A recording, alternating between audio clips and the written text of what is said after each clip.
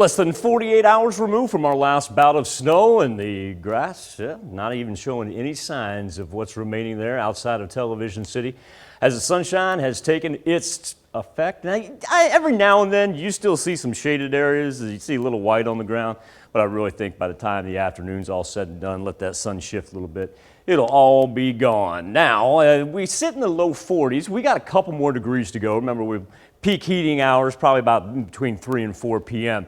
And so we're really going to be right on par for where we'd expect to be middle of December. Look at that record low back in 1989. That's the same year where we had the December 16th low. That bottomed out at -7. We do still have a little wind chill in effect, even some low 30s there in Pittsburgh and Fort Scott, 36 in Carthage, 37 in Independence, and that's a factor of the wind, and we're going to have some high winds coming at us, but for the most part, big high pressure system almost replaced where they got the majority of that snow down there in Oklahoma City. We're the recipients of that as it pushes all the cloud cover out to the east. Now, while we've got high pressure here in the Midwest, we know where the low pressure is, hanging right off the coast of Boston right there. It's what's left of that major winter storm as this thing made its way up to the northeast into New England Wednesday night into Thursday morning. 60-car pileup in Pennsylvania, blamed for 2 deaths. The entire state of New York doing virtual school for students, and snow totals ranging anywhere from 3 to 5 feet. Not 3 to 5 inches, 3 to 5 feet. As this thing is shut down a number of states, Highway Patrol urging people just to simply stay off the road.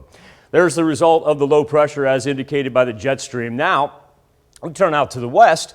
Our next system still on the other side of the Rockies. Hasn't made its way here, which means we've got the rest of today and just about all of tomorrow to stay on the dry side. So once again, I think we make it right up to our average temperatures for this time of year, and the southwest wind just 5 to 10 miles per hour. Now, as we transition overnight, we are going to see the clouds begin to reemerge.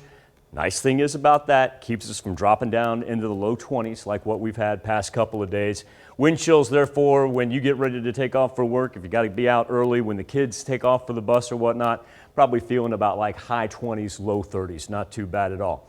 But I'll tell you what is really going to happen is going to be the wind. It's going to make a huge difference. Number one, it's going to be a dry wind. Drop our humidity down to about 40% tomorrow. Number two, also warm us up all the way into the 50s. And so while it begins to develop early Friday morning, when we get into the afternoon hours, we're talking about 25, 30 miles per hour coming right out of the south right there. See some gusts probably of 40 to 45 miles per hour. And with that dropping humidity, not going to be surprised if we don't end up with a wind advisory, perhaps even a red flag warning when it comes to making sure we don't do any outdoor burning. But then you'll notice Saturday at noon, we've already flipped the script and we're dropping back in for the north. And here's why. As we get with that additional cloud cover on Friday, it's pretty nice. And even though we don't have the sunshine, we love the 50s in December. Can't beat that. And then as we get into late Friday night, don't let it discourage any of your Friday afternoon or early nighttime plans. We do see the rain begin to develop, but when we put this model in motion, that's very light rain right there. And because we're going to be in the 50s, that's not going to see a whole lot of it flip over into that wintry precip. The darker rain, so in green, wants to stay down to the south right there. And some of that's not even going to be able to hit the ground. And at the same point in time, 46 degrees, really not going to have any travel effects. As far as the 7-day forecast goes, it's going to be a little bit warmer than on Sunday. Sunday just about like Friday temperature-wise with sunny skies. And then we get ready for the winter solstice, which will be Monday morning, and Monday afternoon we're into the 60s.